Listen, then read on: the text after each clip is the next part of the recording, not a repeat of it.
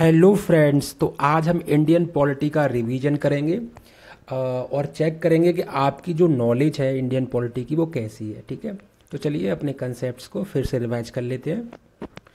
The chairman of the drafting committee of the constitution was, तो doctor B are Ambedkar थे chairman, और इनको father of the Indian constitution भी बोला जाता है, डॉक्टर बी आर अम्बेडकर को। ठीक है, the constitution was adopted on 26 नवंबर 1949। ठीक है, ये डेट आपको याद रखना है, 26 नवंबर 1949। And it came into force on 26 जनवरी 1950, जिसको हम रिपब्लिक डे के तौर पर मनाते हैं, 26 जनवरी 1950।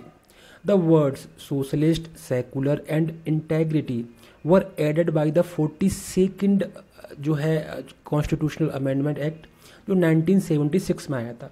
ठीक है, इसको मिनी कॉन्स्टिट्यूशन के नाम से भी जाना जाता है 42nd अमेंडमेंट को, क्योंकि इसमें बहुत कुछ ऐड हुआ था। 73rd जो अमेंडमेंट है कॉन्स्टिट्यूशन का, इट इज रिलेटेड टू पंचायती राज, और राजस्थान फर्स्ट स्टेट था जिसमें पंचायती राज लागू हुआ था, राजस्थान। तो ये अमेंडमेंट्स बहुत इंपॉर्टेंट है। 44th अमेंडमेंट में जो राइट टू प्रॉपर्टी एक फंडामेंटल राइट हुआ करता था, इसको रिमूव करके इसको एक लीगल राइट का दर्जा दिया गया था, लीगल राइट। ठीक है, 44th अमेंडमेंट में, तो ये भी आपको याद रखना है। 103rd अमेंडमेंट जो है वो है related to providing 10% reservation to the EWS classes. ठीक है, EWS कैंडिडेट्स को जो 10% का रिजर्वेशन मिलता है वो कॉन्स्टिट्यूशनल 103rd अमेंडमेंट के बाद मिलता है। अब हम बात करते हैं बोरोशिप की। The concept of single citizenship in constitution was borrowed from UK. ठीक है, सिंगल सिटीजनशिप का जो कॉन्सेप्ट था, और कॉन्सेप्ट ऑफ फंडामेंटल राइट्स ये हमने बोरो किया था यूएसए से। फंडामेंटल ड्यूटीज हमने कहाँ से की थी? रसिया से। ठीक है, तो ये सब आपको याद रखने हैं। अब हम कुछ इंपॉर्टेंट आर्टिकल्स की बात करते हैं। तो article 17 of the Indian constitution prohibits untouchability. Article 14, 15, 16, 17 ये सब इंपॉर्टेंट आर्टिकल्स हैं। आर्टिकल 21 ये जो है वो right of free and compulsory education to all children of the age 6 to 14 years, ये आपको याद रखने हैं। Article 32 is considered as the heart and soul of the Indian constitution. Right to constitutional remedies, इसका मतलब होता है कि एक आम इंसान अपने फंडामेंटल राइट्स को सेव करके सुप्रीम कोर्ट में अपील कर सकता है। आर्टिकल 3 to 4 जो है वो है इलेक्शन कमीशन से रिलेटेड, आर्टिकल 3 to 4, और आर्टिकल 280 है फाइनेंस कमीशन से रिलेटेड। ठीक है, जो इंपॉर्टेंट आर्टिकल्स हैं कुछ कुछ जो बार बार पूछे जाते हैं, उनको आपको याद रखना है। सारे आर्टिकल्स आपको याद नहीं रखने हैं।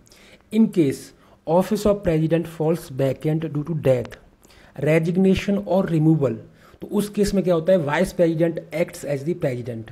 अगर वाइस प्रेसिडेंट ही नहीं है तो chief justice of India shall act as the president of India, ये आपको पता होना चाहिए।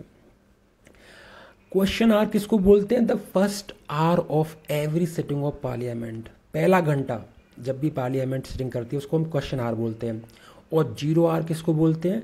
क्वेश्चन आवर के बाद का जो आवर होता है, घंटा होता है, उसको हम जीरो आवर बोलते हैं। ये भी आपको पता होना चाहिए। Minimum age to become president of India और vice president of India is 35 years minimum age. Prime minister case में कितनी है? 25 अगर वो लोकसभा के मेंबर है, और 30 ईयर्स अगर वो राज्यसभा के मेंबर है। और minimum age to be chief justice of India कितनी है?